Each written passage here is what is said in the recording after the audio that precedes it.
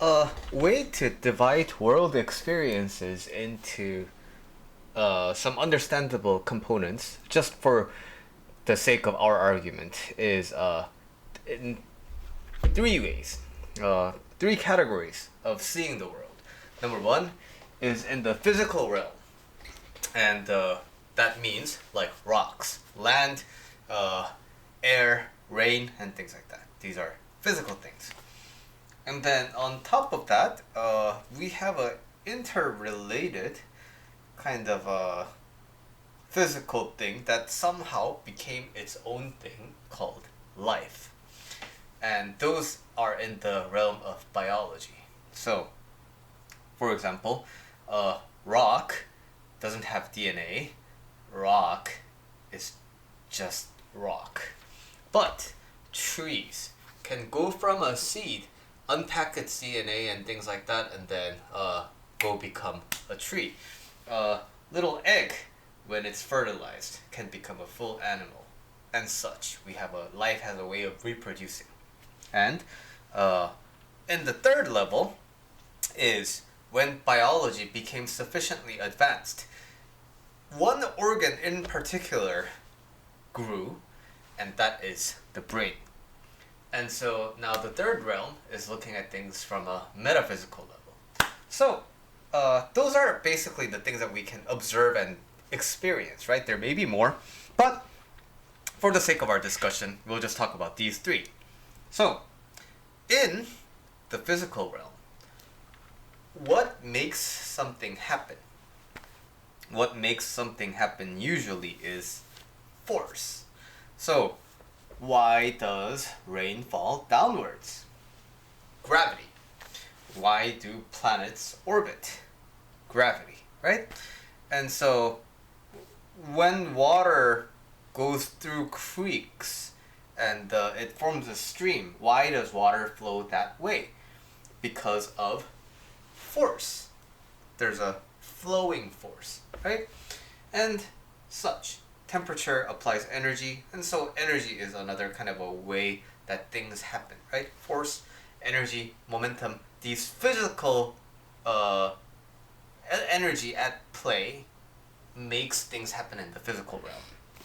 Now, in biology, what makes what makes life move towards a certain direction? It is largely geared towards survival. And that's what the primary driver of evolution tends to be, right? And so we eat, and so animals form a hunting pack, and so animals fight, and so animals reproduce, all for surviving and the preservation of the species, reproduction basically, right? Now on top of that, we have the metaphysical level. And so, in the metaphysical realm, what makes us think? What makes us feel? What makes us do things? And that kind of a driver in the metaphysical realm is a point. What's the point of doing this, right? It's such a easy to understand kind of a value system. So, economic transactions, financial transactions relating to exchange of value is like the point is I give you this in order for me to get that, right? Resource exchange. And then the abstracted form of that is basically money and finance. And so, in order for us to do things, we are largely driven by a point. So, we can use this to our advantage. So, if you are trying to change your life in a meaningful way, you may be wanting to quit smoking, you may be wanting to quit drinking, you may be wanting to lose weight, you may be wanting to, go and work out, you may be wanting to do some coding interview preparations and then get a good job or whatever, right? So, in order for you to do these things, you have to see a point in doing so, right? But you can think you see the point of it. When I quit smoking, it's gonna be good. I won't buy any more cigarettes, and I won't have to go outside so often, and I won't feel bad when I'm in a long flight or whatever, and things like that, right? But when we are actually met with the circumstances that would invite smoking, that would invite drinking, that would invite eating and things like that, then we sit down and evaluate, does this really have a point? Yeah, like, I'll quit smoking, but at what cost? I'm gonna be missing out on this really great pleasure for the rest of my life.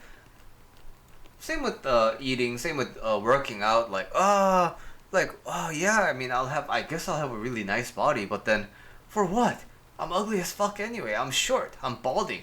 So what's the point, right? So, the what do you think about the changes you want to introduce into your life aside? Whether you actually see the point of it inside of your heart, that is going to be what actually drives meaningful changes. So, the the meaningful change and the point of it is not really inherent in it, right? Quitting smoking isn't inherently meaningful by itself. Losing weight when you're like morbidly obese itself doesn't really have that much of a point. We are human beings, and we are a very rare kind of a species in the current universe that has access to the metaphysical realm, right? Which means while dogs are most of the time just following their instincts, and dogs don't have the ability to go into the stock market and project the earnings call for Q4 and things like that, right?